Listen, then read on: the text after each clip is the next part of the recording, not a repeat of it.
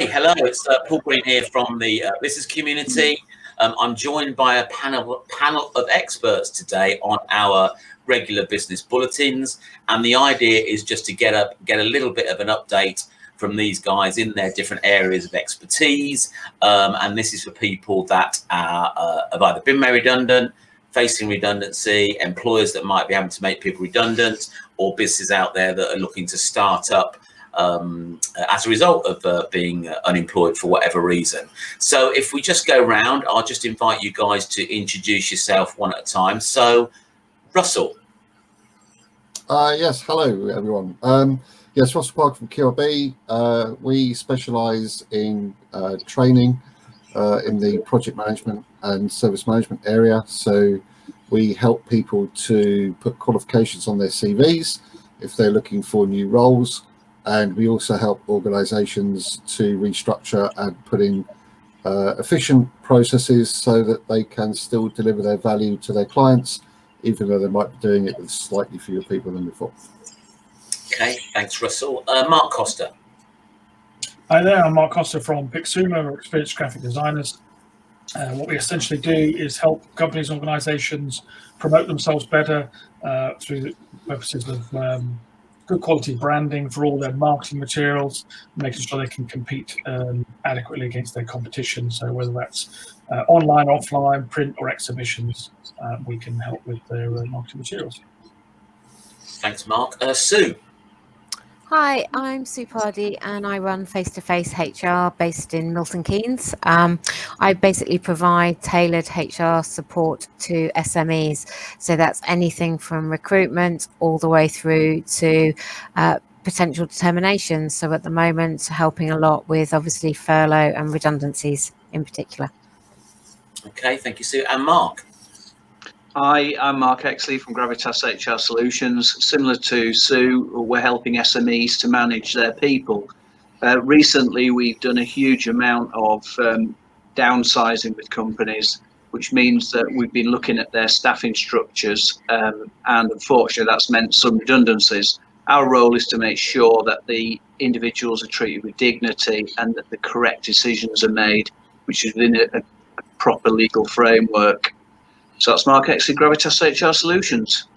Okay, thanks, Mark. I've just spelled redundancy right on the little ticker tape now going across the bottom, so I don't complete dork. So the idea of this, if anybody is listening in live on the various platforms or maybe they're on the replay, if you've got any questions that these guys can help you out with, then if you just sort of like post that in the comments, then we should be able to see those and I'll pop them up on the screen.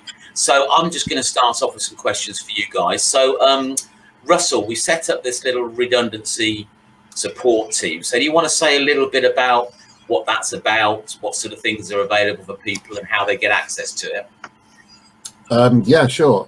Yeah, we put together a happy band of people from the SME community around BizCom.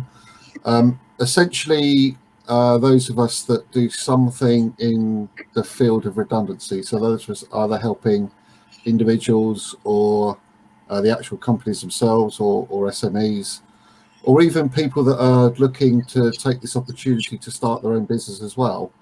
We thought we'd get together as a little collective so that we could support those people and indeed ourselves as well as a bit of a knowledge pool, really, so that if any of us were, you know, I mean, I understand it from the training perspective, but I don't understand the nuances of the HR position, so I can call on Sue or Mark or something to kind of back up my own knowledge. So it was really to gather some knowledge together in that sort of area so we can help people out. We have put some information up on the business community website. It's on the support page up there. I think it's bizcom.co.uk. It's easy for me to say. /support. And up there you'll find that there's information for employees, for employers, and anybody who's thinking of starting up their own business at the moment. Okay, and we've also put something on LinkedIn that people can go to as well, haven't we?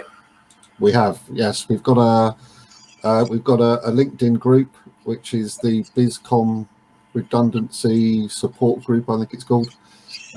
which you can find, and you can see various posts up there that we put up. We try and put some Feel Good Friday posts up normally. Probably won't happen this week. I think there's something going on, but we try and just really offer some support as part of that group. I think some of us have put up some posts about companies that we know are recruiting at the moment, and any other kind of feel-good stories that we come across, we try and put them up there. Yeah, so that's pinging across the screen now. If you're just listening to this, then if you just sort of search BuzzCon Redundancy Knowledge Pool, you should sort of like find the group and you'll be able to join it there. Sue, you've been a busy girl with redundancies and furloughing and things like that. So how is that going at the moment? Have there been any changes to the furlough scheme? Are they likely to extend it again? What are your thoughts and experience on that? So they did extend it, the furlough scheme, or the coronavirus job retention scheme, to give it its formal name. They did extend it last week. It came out of the blue, I think, a little bit, and it's now been extended from the end of March, which it was, till the end of April. And they've also confirmed that, unlike what happened in August, September, October this year, where the employer had to increase their contributions each month, they're not going to do that this time round. So it's a blanket contributions from the employer of NI, and it won't increase. So that's good news in the fact that the scheme has been extended till April, and it's good news that employers won't have to increase their contributions and pay out more. It's gone quiet for me personally on the redundancies. I think, the fact that the scheme was extended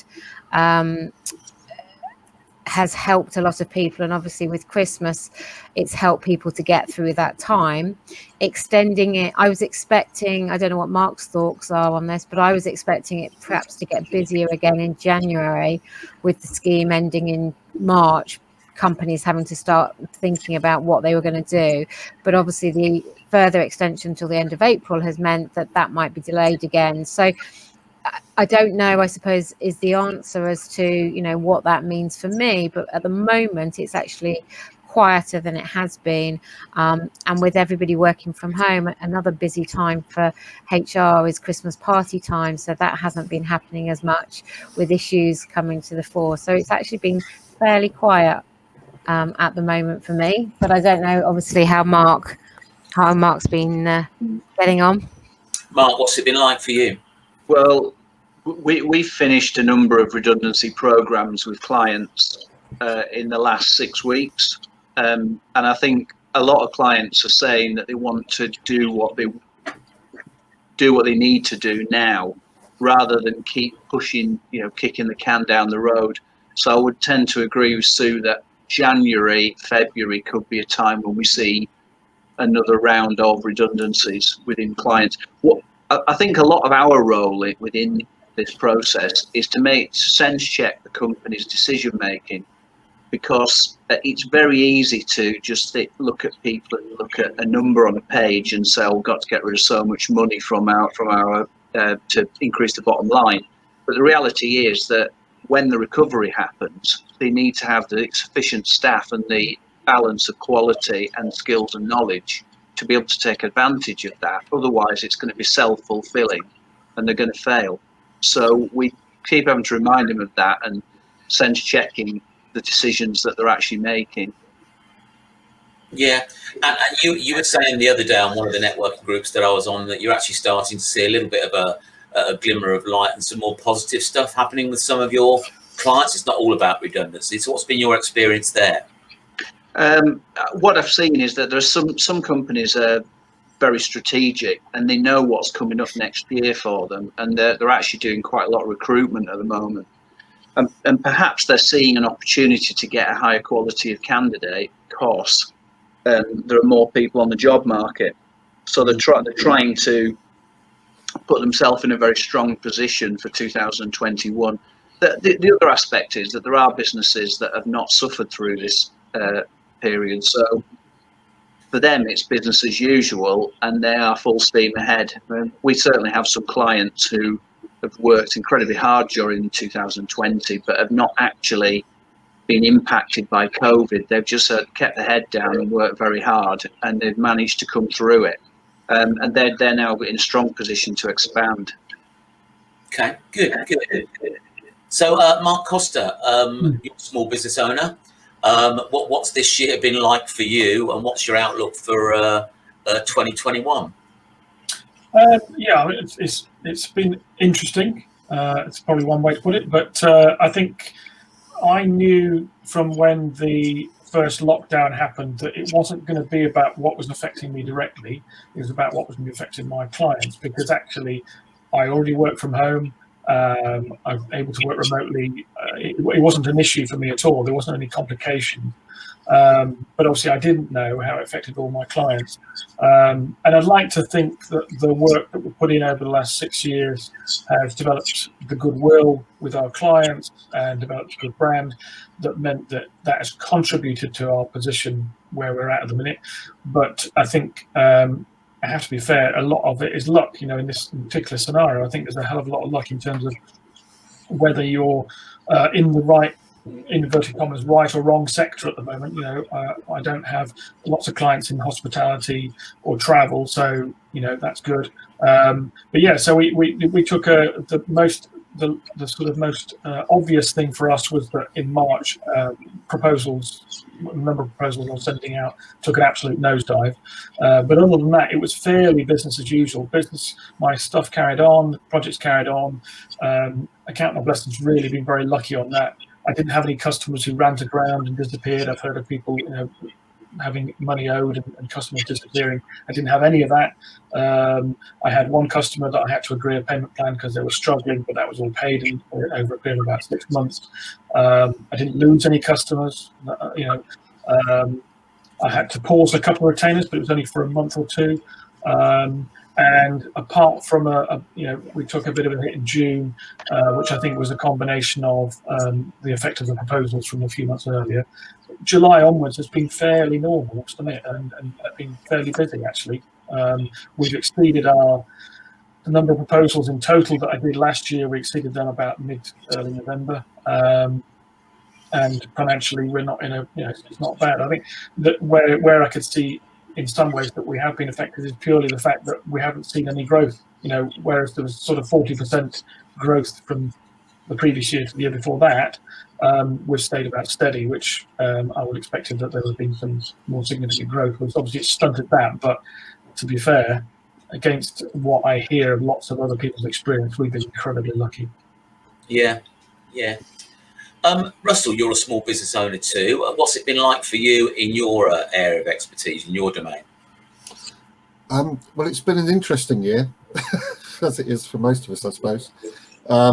I guess what happened back in March was everybody did literally go into a burrow somewhere and hide out for about 3 or 4 weeks because, from our perspective, it just literally stopped overnight. And the training we did have scheduled just kind of disappeared because there was no demand for it. It kind of crept its way back in sort of June and July very, very kind of gradually. But from about August onwards, it has been pretty much full on. And I think December was, we've still been quite busy in December, but not as busy. But it was, it has been back to kind of normal, even though the second raft of restrictions came in, people didn't hide away as much as they did back in March. They've been out there and doing their thing. Businesses suddenly found, well, actually, we can carry on in whatever way that is, if it's different to before.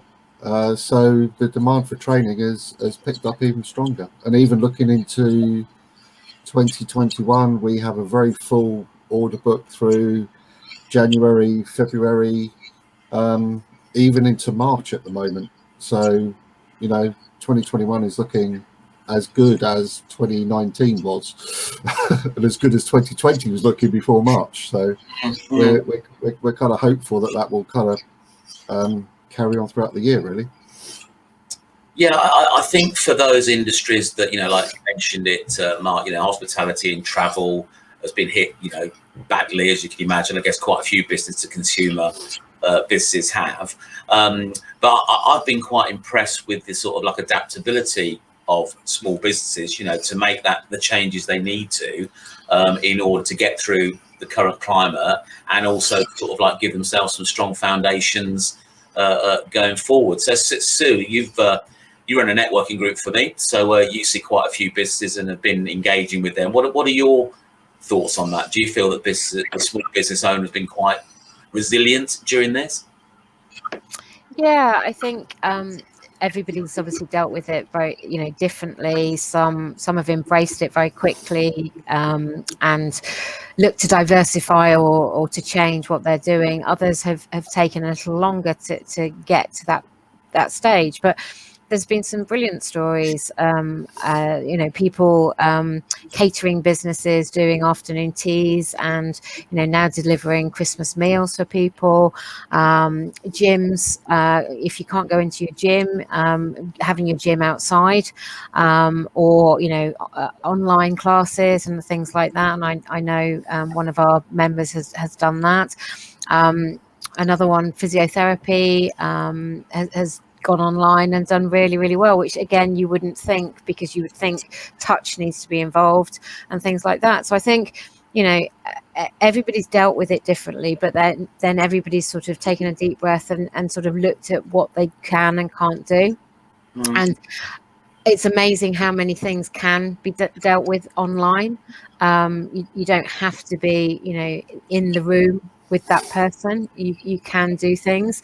And I think we've spoken about obviously hospitality and travel, but even those have done things differently. So I know some companies in hospitality have sent out kits so that they can have that your favorite burger can be made and done at home, and you can send for the kit. You can send for your favorite steak from your favorite restaurant, and yes, it's not going to bring in the money that a restaurant would, but it does help to show that you're continuing to work, and you're continuing to be a brand, and you're there, and people will think of you. So I think it's been a great initiative from a lot of people, to be fair. Yeah, I think it's important, isn't it, to let people know that you're still out there for business, even though business might be a little bit hard. The travel industry is going to come back at some point, as is the hospitality. Mark, any examples in your client base, where businesses have adapted? Yeah, but I think in a wider sense, hospitality, I think, is the one that's been really hit, because they keep having these false dawns of maybe opening up again and then being shut down. And I know from acquaintances of mine that there are some places, pubs that do food, for example, who opening up with restrictions costs them more than being closed, because they've still got all the overheads and staff costs, but far fewer people coming through the door, and they're not allowed to stay around and have a drink and all that kind of stuff. So you have seen quite a number of pubs and pub restaurants that have not actually opened over Christmas, because they're not going to it's not going to be worth them doing. And for some of them, doing takeaways is, again, it's a loss maker. So it's quite a difficult situation for them. We did have one quite large hospitality client who we went through a large redundancy program with. The problem with doing this is that you tend to work with the client, you do some very difficult work, but there's nothing at the end of it, because they've got a much reduced head count, so there's less work. But it's nevertheless, I think, the hospitality, and they need to get moving in the new year, or there will be some serious problems. I think we'll see the landscape changing in that respect, because innovation is the key to everything, but there's a limit to how much innovation you can put into certain industries, because they are a service industry, and they do what they do, and that's what people expect. So yes, but it is an interesting scenario, and some are doing much better than others. Absolutely, yeah. It's been interesting, the contrast with how people in the same sector have responded. So some have done a little bit of bury their head in the sand, whereas others have, gone out there and let people know that they're there to do business when they're able to do it. So yeah, it's been quite different for people. So we're here live at the moment, or if you're listening to on the replay, if you've got any questions that you want to ask the Assemble Brain Trust, the throbbing brains that I have with me today, then you've got the opportunity to do that. So if you do want to put any comments, either live or in the platform, if you listen to this on replay, then please do so, and we'll do our best to get back to you. So guys, do you have any questions for each other? I guess that's a no. That I'll rush on. I'm going to come in with one, mainly for Sue and Mark, the HR people. I mean, I know I get sort of like various demands coming through for various training courses for people, but what have you found to be the kind of things that organisations are looking for on people's CVs at the moment? Is it experience, or is it qualifications, or? Mark, do you want to have a stab at that first? Yeah, it sounds pretty obvious, but people are looking for the individuals who can do what they want them to do, obviously, but also people who've got some potential. So I think anybody who has gone and enriched their CV and actually continued to develop themselves is going to look a much better candidate than somebody who has just done a job for 10 years and stagnated. So I think people are looking for individuals who can add value and want to develop and grow, and in that respect, that they're looking for potential. Certainly, I'm working with one client that has been recruiting, and they have really struggled to get the specialists they need, and almost made the decision, having a lot of heart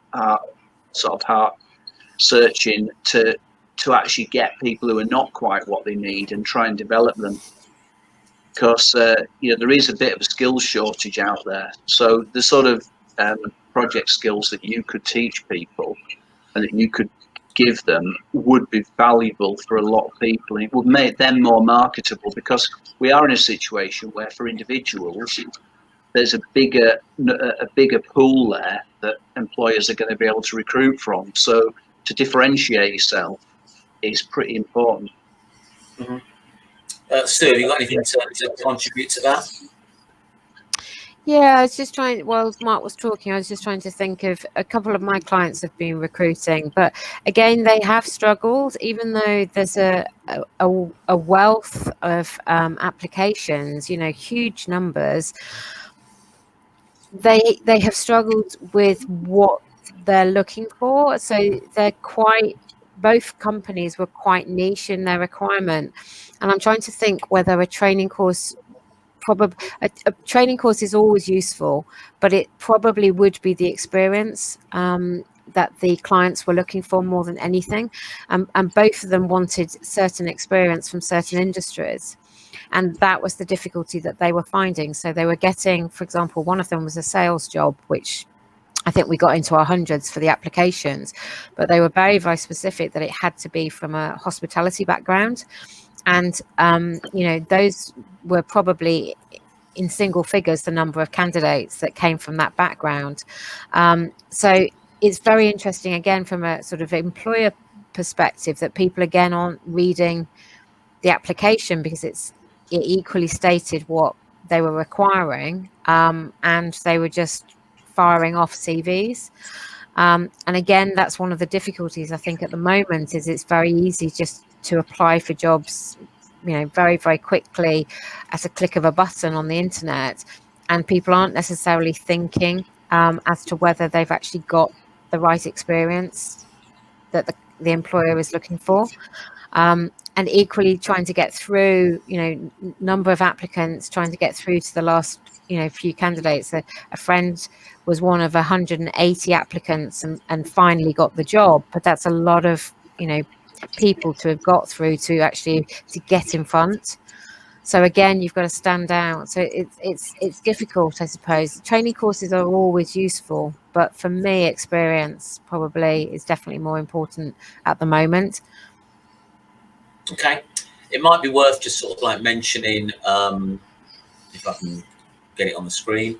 I did one of these business bulletins with Digital Future First, and they're an organisation that has access to various streams of training and funding and support for small businesses and people that are being made redundant. And it's, you know, on the whole, it's all funded by government money or European money.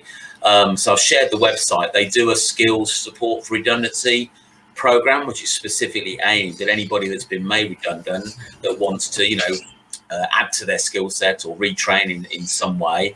And they've got other programs in there like apprenticeship schemes and those schemes relate to Kickstart, etc. So I thought it might be worth mentioning that.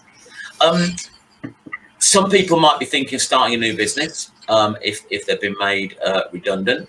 So I'd be interested to know what, you know, your advice to those people that are thinking of doing that would be, you know, given that you're all sort of small business owners. Mark Costa, what would your advice be to anybody thinking of starting a business? I think there's a few things. There's the first point of call is that it's a journey. It's not a single event starting a new business. So I'd say try and get the basics right. Don't worry about perfecting it, because perfection is not a destination. It is a journey. You're always going to be changing stuff and involving it.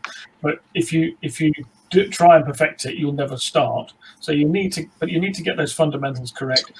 Think about how you want to be perceived by your ideal customer, and think about a name that befits you for your company. For instance, I never wanted to be Mark Costa Creative Services. That was too limiting because I didn't want it to be, you know, potentially it's just going to be related to me. But equally, that was going to make my email enormous, and my business card it would never fit. So, you know, that is another. You know, I've seen some enormous long emails and things. Okay, most times you're going to be sending it to somebody, but the first point of call might be to email. You might be speaking to somebody on the phone and reading it out. The longer it is, the more complication, the more likely that somebody's going to make an error with it. More likely you're going to make an error putting something, putting it online or something like that. So, you know, get those bits, those fundamentals. Get a good logo done. That doesn't mean getting the designer to do it necessarily. Just make sure it's not something that looks shabby and homemade and that just, you know, doesn't do you any favors. A good logo is really something that it could be simple. It doesn't need to say what you do. It needs to be flexible and memorable and appropriate. And that doesn't, like I say, appropriateness doesn't mean that it says what you do. Very few of them do. It just means that, you know, if you're in finance or banking or something like that, then your logo doesn't suggest that you're a small one-man band crafting operation or a craft brewery or something like that, and vice versa. They've got to be applicable. Don't try and do everything at once. Be realistic about what you can achieve. So if you go off and fire off 30 social media posts a day, or you create a load of leaflets in the first week for downloads for people, and then you disappear for a month, and that's not going to help you. You've got to be focusing on elements that you can achieve and that are important to you and your target audience. And that all relates to consistency, really, and that's true across all of marketing.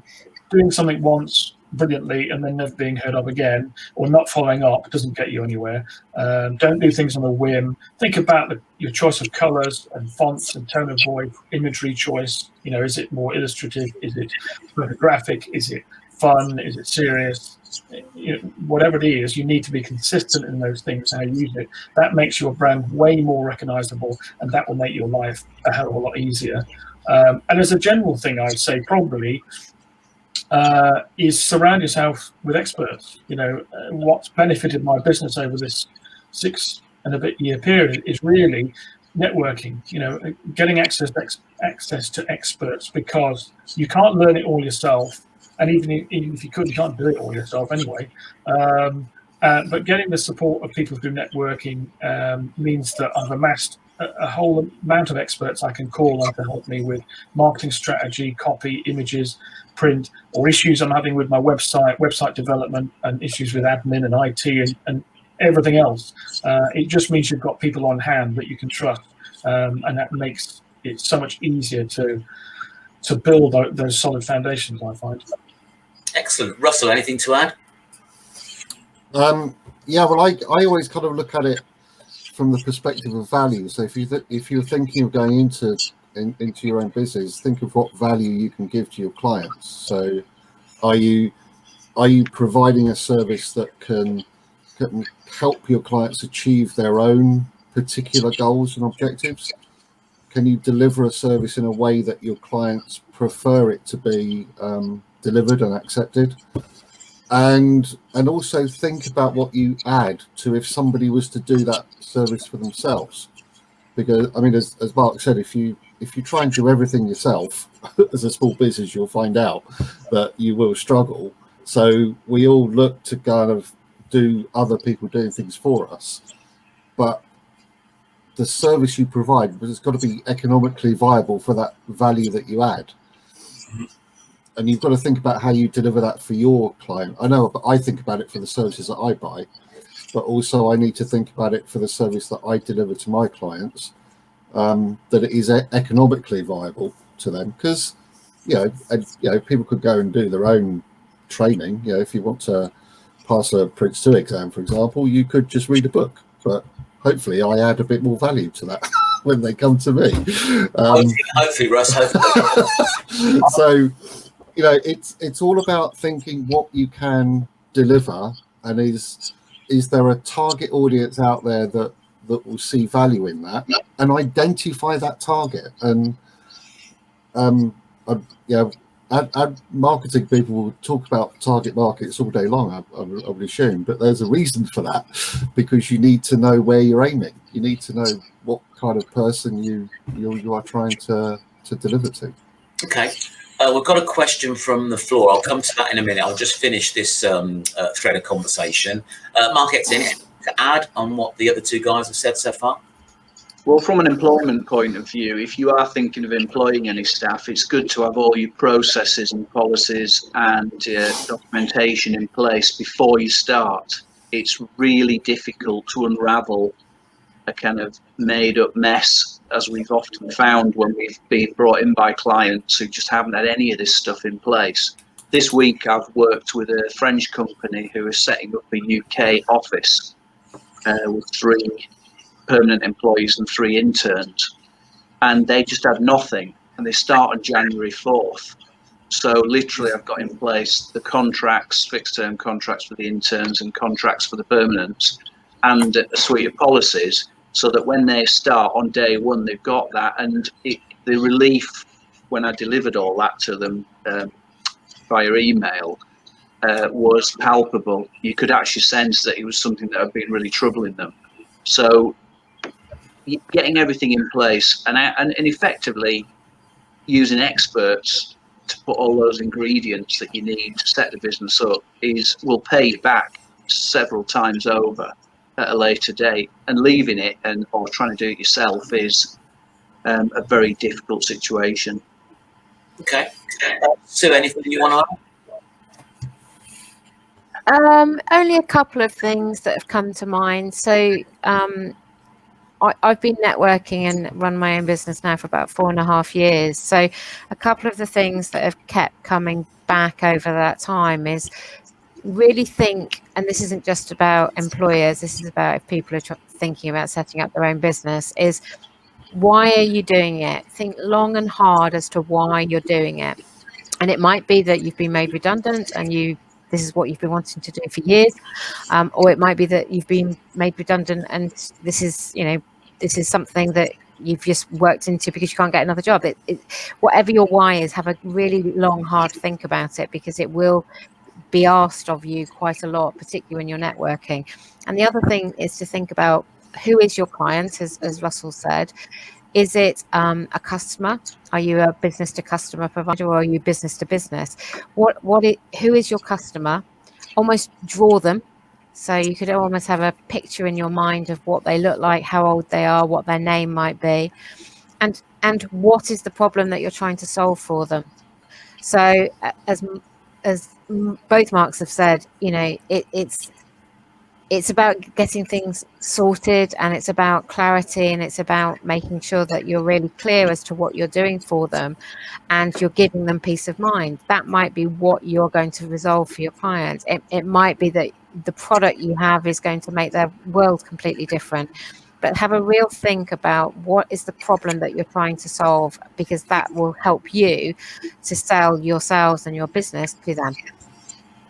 Okay, thank you. So Neil Wattham has asked a question. He's a financial advisor, part of a group of financial advisors in Leicestershire, and he's just basically asking, you know, if we're going to continue with this real virtual world blend, how can small businesses get their message across out there to their potential customers, as social media seems to be quite crowded? So anybody want to stab at that? Yeah, I think competition is not a new thing. You know, I think you've got a different landscape now, admittedly, and some more restrictions. But you know, essentially, the competition's always been there. It's a bit like on the networking scene. You know, I've got a number of in inverted commas competition, but they're not a competition, they're opportunity of collaboration as far as I see it. But if you looked on Google, there's hundreds and hundreds of companies doing what I do. And I think it is, as Neil said, it's about the message though. It's about getting some message out there that strikes a chord, as Sue was saying, with that audience. What's in it for them? What can you help them with? How it's normally marketers normally talk about it's something that you can take their pain away. Really, is a good way to do it, or something that will make them happier in what they're doing, and not necessarily solving a problem, but improving their life in some way. And that's the thing. I think it's not. Social media is crowded. It always has been, and it's probably getting more crowded by the minute. But it's about, and I'm not a social media expert, but it's about getting that message out there. It's what you post, not how frequently. It's what you say, how you say it, and building up a consistent approach, a consistent tone of voice, and offers and things. And there are also things, you know, you could still be doing printed campaigns. I've realised obviously there are difficulties there because you've got to be more assured that the people are going to be in the offices that you're sending the stuff to, but there is still possibility for that stuff. There is still the possibility of doing using social media to set up one-to-ones, because that's where, you know, that's the networking side of things that you can do, is to set up one-to-ones with people and build relationships that way. And there's still the phone. You know, one of the things I did when the first lockdown happened was to ring all of my customers from the previous year. And it wasn't to sell anything. I just wanted to see, A, that they're okay. Was there anything I could help with? You know, and what could I learn? And that's what I realised was really useful. You did get a real sort of litmus test of what was going on in the business world and how many different people are affected in different ways. So there are still ways of communicating, and I think it just comes down to what you do, not what platform. Okay. Anybody else? Russell. Yeah, this year has introduced us to this virtual world, this reality where we don't have to physically rock up to a venue to be part of a network meeting with other individuals in the same room, and that has given us the opportunity to network much further and much wider.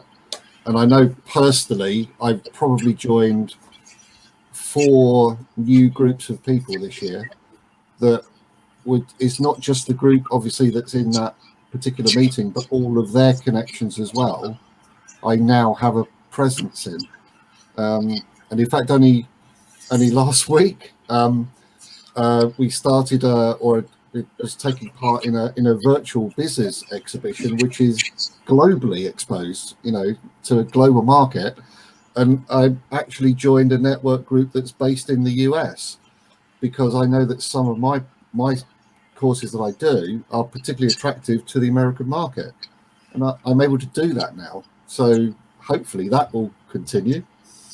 I think now is one of the best times to network, because it's low to no cost. As you said, it's virtual. It will continue to be virtual for a while. I think there'll still be a market for that even when we go back into the physical world as we sort of like ease ourselves into that, as hopefully, you know, COVID drops off or gets more manageable. And I think, you know, given there's no geographic constraints, no travel costs, no travel time, then absolutely get out there and network. But it's important that you're clear. Back to, you know, what Mark said, you know, you've still got to be clear on your message even when you're in a networking group. Don't be trying to be all things to all people. Have a target market or sector you want to approach, because I know what will happen is people don't think of anybody, they only think of specific people, so you need to identify them. Anybody else? Yeah, I was going to add that social media can, for some people, be about being seen and heard almost constantly, and I think it does become white noise. I think if you're a new start business or you're a very small business, you want to have a credible profile on social media. It needs to be meaningful content and consistently delivered. I think this idea of people almost seem to be promoting themselves almost above their own business is perhaps something that is going to make people ignore them. So it's quite important that you focus on quality, albeit it would depend whether you're a business to consumer business or a business to business kind of operation. But at the same time, I think it is all about quality and a good, consistent message. I think also, you know, social media is crowded, but I think you can be targeted. You know, you can identify the people that you want to connect with and engage with them, you know, rather than just sort of broadcast a lot of posts. If you know the type of person you want to connect with, then I think it's important to do that. And just, you know, rather than have a shotgun approach, you know, just target, I don't know, for argument's sake, 20 people that you want to be connected with on LinkedIn, or you want to engage with or get a relationship with, and start commenting on their posts, start engaging with them. You know, email marketing is another way, you know, where it's less crowded. If you've got your own database, then, you know, send targeted and specific messages. And I think that the important thing on both social media and email marketing is to educate rather than dive in with a sales pitch. I think, you know, if 80% of what you send out is educational and giving something to people, then the occasional, you know, 10 or 20% by me is not too bad. But if it's the other way around, you're just going to turn your target market off, I think. Sue, have you... I think it all relates to visibility, doesn't it? It's about being visible during this time. It's even more important than it was before. But as Mark says, it's not about just being everywhere at once and doing everything all the time and being everything to all people. I think Laura Ann from Get Social makes a good point about, in most marketing, you're sort of trying to set up a call to action. You want the person to do something. Her view on social media is it should be a call to conversation. Social media should be about engaging people and getting a conversation going. And if you approach it from that point of view, like say educational content or thought-provoking stuff that you can put out there, that will start that conversation. You'll get much better reach. And I think, yeah, the networking, you know, a lot of people have gone to ground as soon as the networking went online without even trying it, I think. And I think they're missing out, because I think the virtual version is different, but it's 80% the same, and it can be as effective, and it has, like everything, it has its pros and cons in comparison to the physical networking meetings. But the fact that you can get much further afield and reach people that you wouldn't have been able to before is great. But yes, you've got to do the message correctly. I mean, I spoke to somebody the other day who his wife's job had been made redundant. Well, she was on a probation scheme, I think, so she wasn't able to be furloughed, and I think then therefore there was probably no redundancy either. And he had taken a serious hit with his business, but he was networking more than ever. But because they didn't have the budget, what he was doing was finding all the free events that he could do. So there's always a way to do it, no matter even if your budget is nothing. And it's just time, you can still do it. But there are, you know, it's just about picking those events and making sure they're the right ones, and you present yourself consistently and appropriately each time. I think it's interesting, because there are some businesses that have only started since March. They only know virtual networking. So it's quite odd that's the norm for them. It'll be interesting to see whether those guys actually go back the other way and come out physical networking, because that'll be the sort of unusual thing for them. Sue, is there anything you want to add relating to Neil's question? Not too much. I mean, the only thing just to emphasize for me probably is that consistency, and that's consistency of who you are as a person. Somebody always said at the start when I networked is authenticity. So you know, who are you? You know, how do you want to come across? Because that reflects your business, and consistency of your message, but also consistency of how often you post. Don't set yourself up to fail by trying to post every day or every other day or whatever. Think about what you can actually adequately manage, and think before you sort of start up that you might need to prepare some posts, you know, to have so that they're ready to go. So you're not going to use them all the time, but you might have ones that you can use every other week or something like that. But then you might have blogs that you could write before you actually launch and things like that, so that you've actually got some material to prepare, or equally outsource them. So I know that potentially that's spending money, but if it's not your forte, there are plenty of people out there who can help you with your social media and blogs and things like that. So for me, it's that authenticity, consistency and visibility. Yeah. Thank you very much. Hopefully Neil's happy with that answer if he's still tuning in. So I think we'll wrap it up there, guys. I think, you know, anybody tuning into this, if you're making people redundant, if you're facing redundancy, if you've been made redundant, if you're looking at starting up a business, then, you know, don't isolate yourself. There's help out there. We've got the website up flashing across now, buzz.com.co.uk/support. There's a lot of valuable information on that. We're not trying to sell you anything, just so we're clear. You know, there's a lot of free and valuable stuff that some of these guys on this call have shared. And, you know, there'll be other stuff out there. Take advantage of it. You know, 'cause it can be a lonely and scary place, particularly if you're, you know, facing the lack of having a job next year. So thanks, lady and gents, for your contribution today. That's it. Your work is done. Thank you very much. Thank you.